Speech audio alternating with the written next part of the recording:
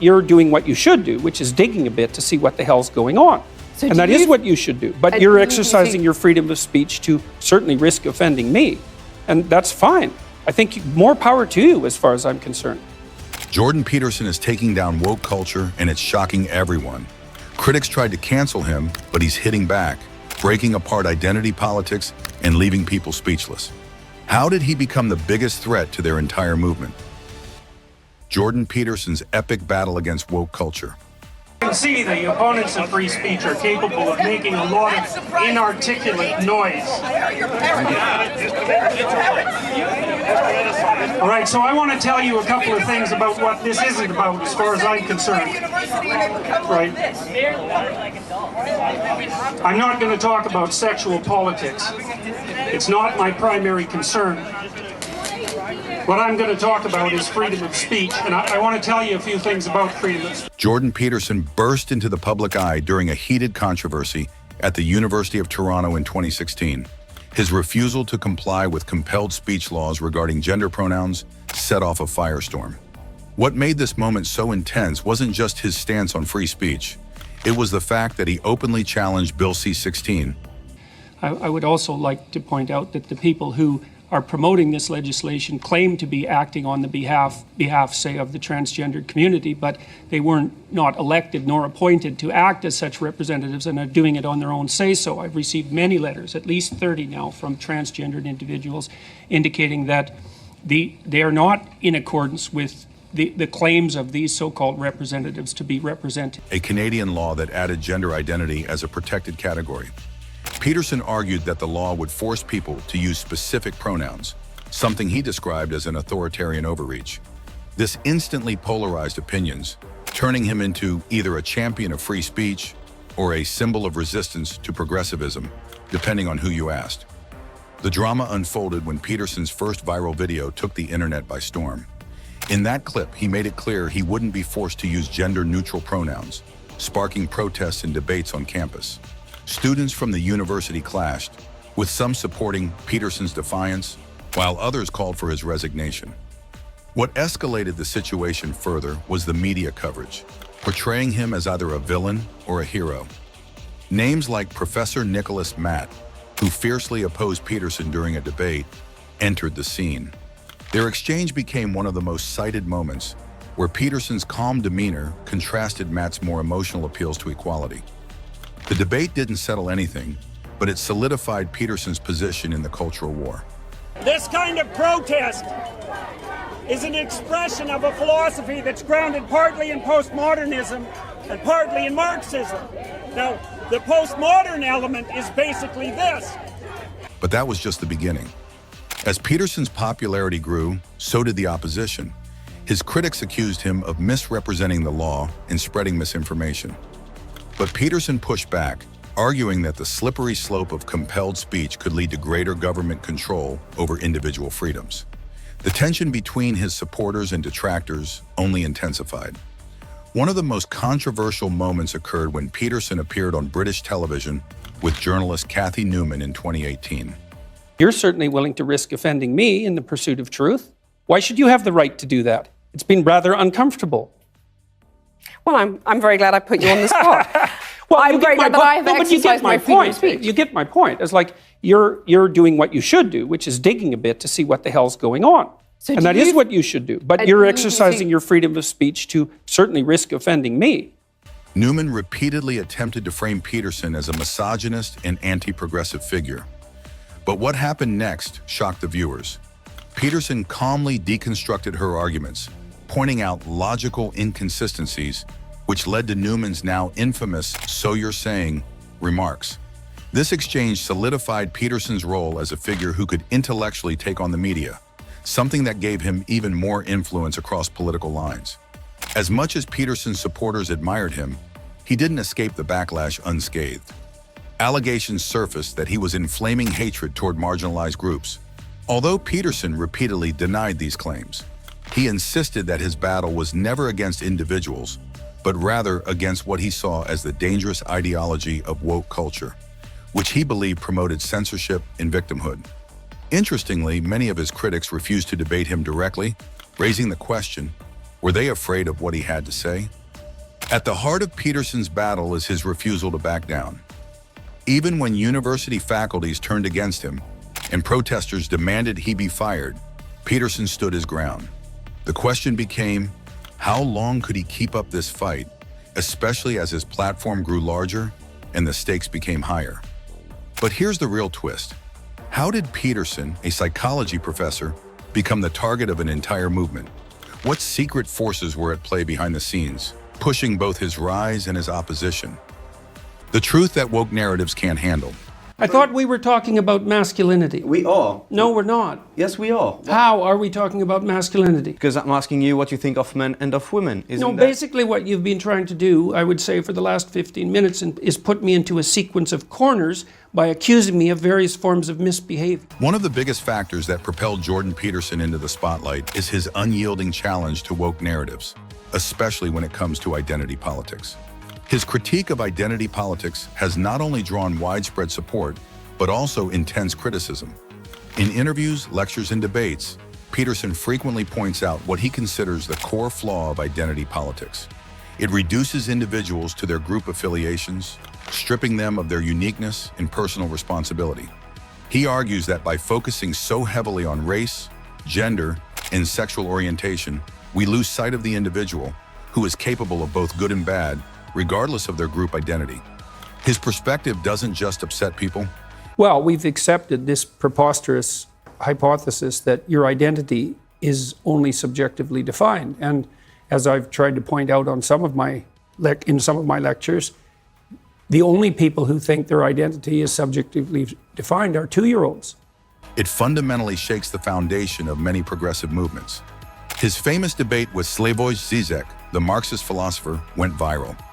This 2019 event was highly anticipated by Peterson's followers and critics alike. They debated capitalism versus Marxism, but Peterson did more than argue economics. He made the point that critical theory, a key influence on woke ideology, is flawed in its obsession with oppressors and victims. Peterson's argument was simple but effective. By dividing society into these categories, we risk creating new forms of oppression rather than achieving true equality.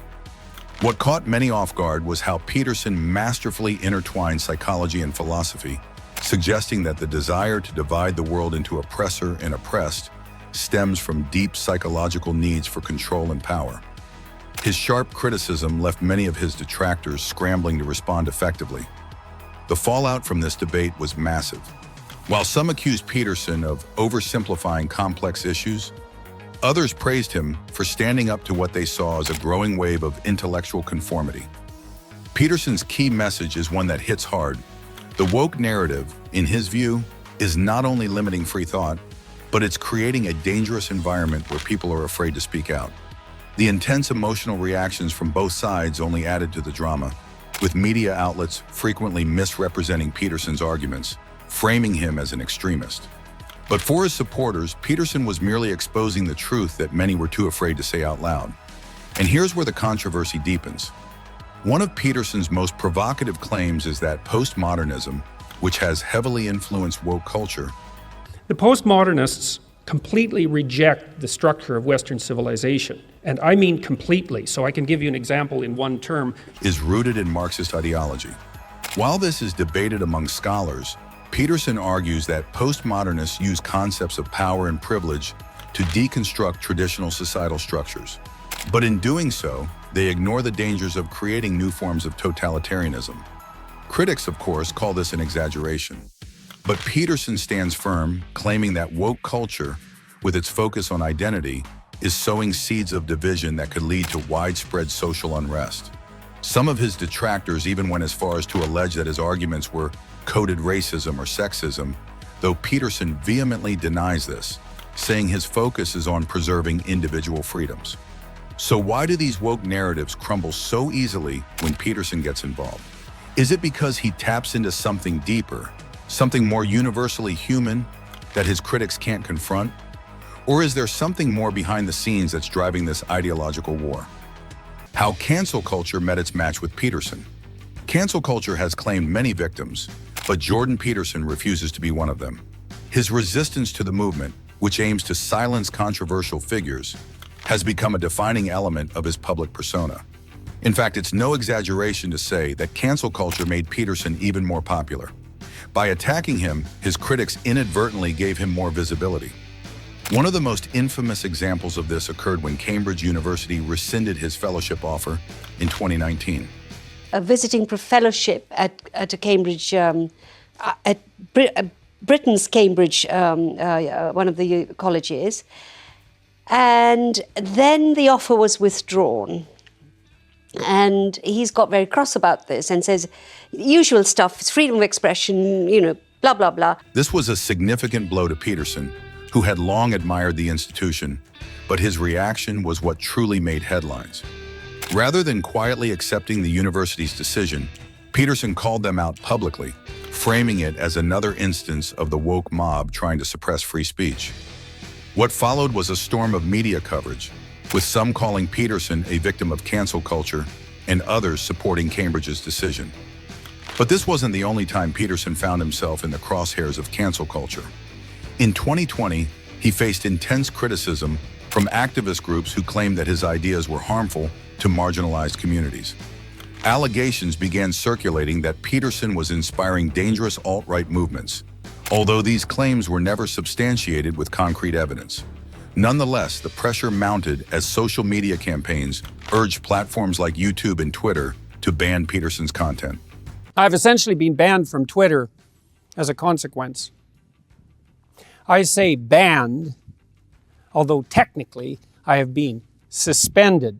But the suspension will not be lifted unless I delete the hateful tweet in question, and I would rather die than do that. It didn't happen. Instead, Peterson continued to thrive, growing his audience and increasing his influence.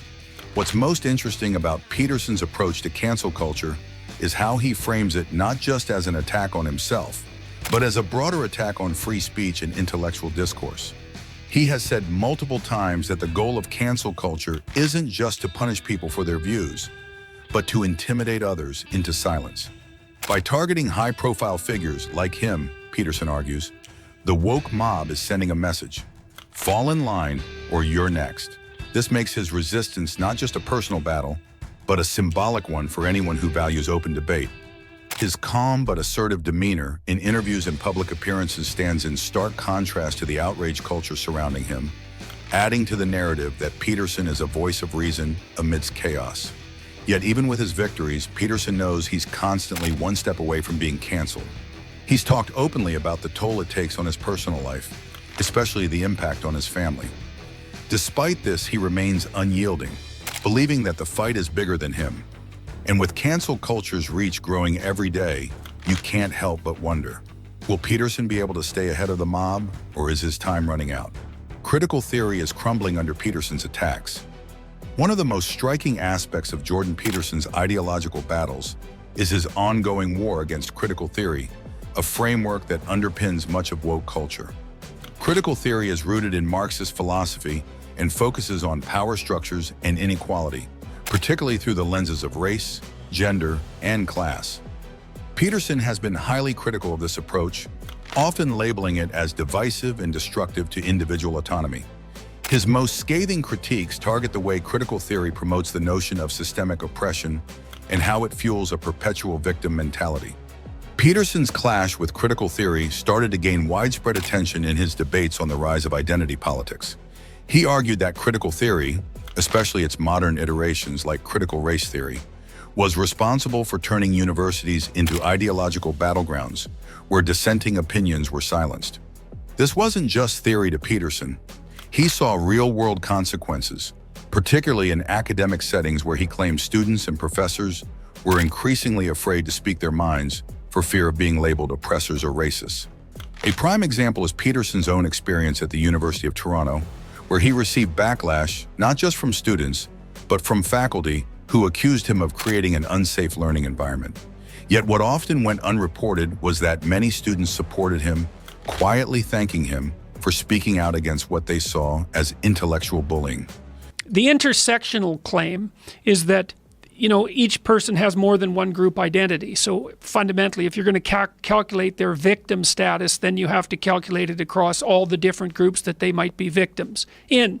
And so, maybe who knows, a Native American is one form of victim in this line of thinking, but a Native American victim is female is like twice the victim, or however you would calculate that mathematically. It's like, okay, and maybe you can be put into 6 different groups. One of Peterson's most powerful arguments against critical theory is that it seeks to reduce all human interactions to power dynamics. This perspective, according to Peterson, strips away the complexity of human relationships, reducing them to a simplistic framework of oppressor versus oppressed. For instance, he's pointed out that critical theory doesn't adequately account for personal responsibility or individual effort. Instead, it focuses on societal structures as the root of all problems, which, in Peterson's view, leads to resentment and a failure to address real personal issues. Peterson argues that this mindset ultimately stifles creativity, productivity, and even happiness, because it encourages people to view themselves as perpetual victims of external forces rather than as individuals capable of growth and change. And with regards to my privilege or lack thereof, I'm not making the case that I haven't had advantages in my life and disadvantages in my life like most people. You don't know anything about my background or where I came from, and it doesn't matter to you because fundamentally I'm a mean white man. That's a hell of a thing to say in a debate. An infamous moment that brought this argument into the mainstream occurred during his debate with author Michael Eric Dyson on race and identity in 2018. Dyson accused Peterson of being an angry white man, a comment that was met with applause by those who felt Peterson wasn't acknowledging the systemic barriers faced by marginalized groups. But Peterson's response was equally memorable. Instead of getting angry or defensive, he calmly asked Dyson to provide concrete examples of how his views had perpetuated racism or harmed marginalized communities. Dyson deflected, and the exchange revealed a deeper divide between those who view society through the lens of power and those, like Peterson, who believe in individual agency. That moment underscored how Peterson's criticisms of critical theory weren't just philosophical, they were rooted in real-world implications. His fight against critical theory doesn't stop at race and gender. Peterson has also taken aim at postmodernist thinking in general, which he sees as a close cousin to critical theory. Postmodernism, which deconstructs universal truths and objective reality, is something Peterson views as dangerous. He argues that it's led to moral relativism, where anything can be justified based on personal or group identity, rather than being measured against objective standards of right and wrong.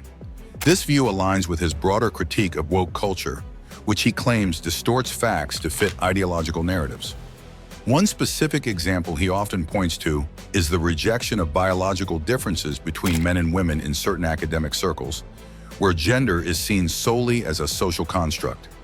Peterson's refusal to accept this idea based on decades of psychological research has been one of his most controversial stances, sparking outrage from woke activists who accuse him of being regressive.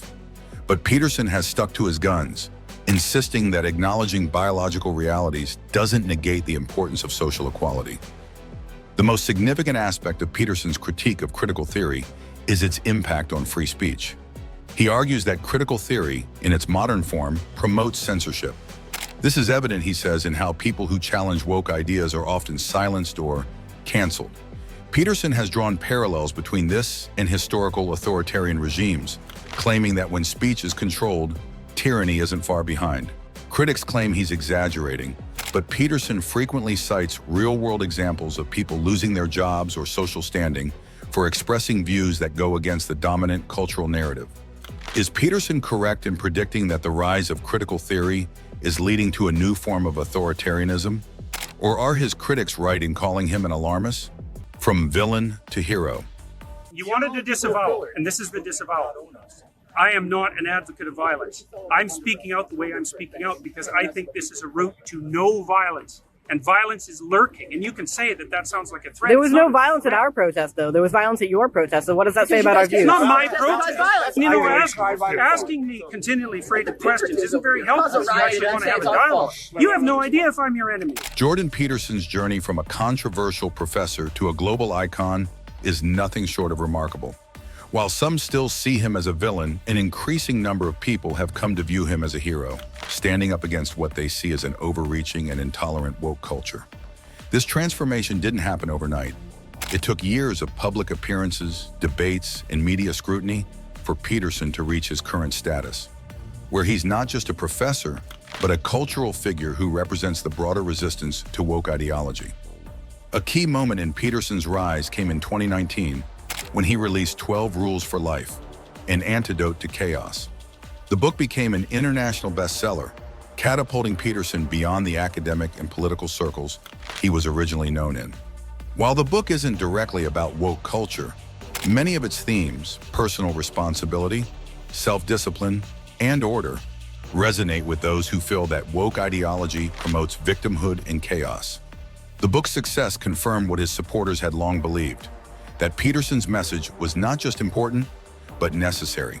However, the book's release also intensified the opposition. Peterson's critics claimed that his emphasis on order and hierarchy fed into regressive ideas, particularly around gender roles. In some circles, he was labeled a misogynist, although Peterson has repeatedly denied these allegations, pointing to his long history of supporting women in academia and professional life. We're learning new details this morning about the physical state of controversial psychologist and author Jordan Peterson. His family says he's in Russia undergoing what they describe as, quote, an emergency detox. Natasha Fatah is following the story and joins us now. Natasha, good morning. What do we know? Good morning, John. So we know that Jordan Peterson, this world-renowned, internationally best-selling author, self-help guru, is now in Russia undergoing this detox treatment. And we're getting this information directly from his family, specifically his daughter, Michaela Peterson, who put out an online statement. She put out a video. But it was Peterson's public battle with addiction and health issues in 2020 that truly humanized him in the eyes of many. After years of grueling public debates and personal attacks, Peterson's health deteriorated, leading him to seek treatment for benzodiazepine dependence. During this period, his critics were quick to pounce, with some alleging that his mental health issues were proof that his ideas were flawed. What happened next, however, shocked both his supporters and detractors. Peterson made a public comeback, openly discussing his struggles and recovery. Far from diminishing his influence, it made him more relatable. The fact that Peterson was willing to openly discuss his vulnerabilities rather than hide them resonated with a broader audience who admired his honesty. His return to the public eye only solidified his status as someone who wasn't afraid to confront not just his ideological enemies, but his personal demons as well. Peterson's defiance against the woke mob isn't just limited to academia or media appearances. It's also deeply personal. He's talked at length about the toll that the culture war has taken on his family, particularly his daughter Michaela, who has also become a public figure. Michaela has often spoken about the challenges of watching her father be vilified in the media, but she's also become a vocal supporter of his ideas, especially around health and personal responsibility. The father-daughter dynamic adds an emotional layer to Peterson's public persona, making his fight against woke culture not just an intellectual battle, but a deeply personal one. This connection between family and ideology has been a recurring theme in Peterson's lectures, where he often emphasizes the importance of individual responsibility, not just for oneself, but for one's loved ones. Despite the constant attacks, Peterson has managed to stay ahead of the woke mob, partly because he's become such a polarizing figure that even those who dislike him can't ignore him. His lectures continue to sell out globally, and his online presence only grows stronger. What's particularly interesting is that Peterson seems to thrive on controversy, using it to further his arguments rather than shy away from it. Unlike many public figures who try to appease both sides, Peterson's approach has been one of firm conviction, which, while controversial, has earned him a fiercely loyal following. What do you think? Is Jordan Peterson the hero we need in the battle against woke culture? Or is he just stirring the pot? Let us know your thoughts in the comments below. If you found this deep dive interesting, Don't forget to hit that like button and subscribe for more content just like this. We've got plenty more to explore, so stay tuned and make sure to join the conversation.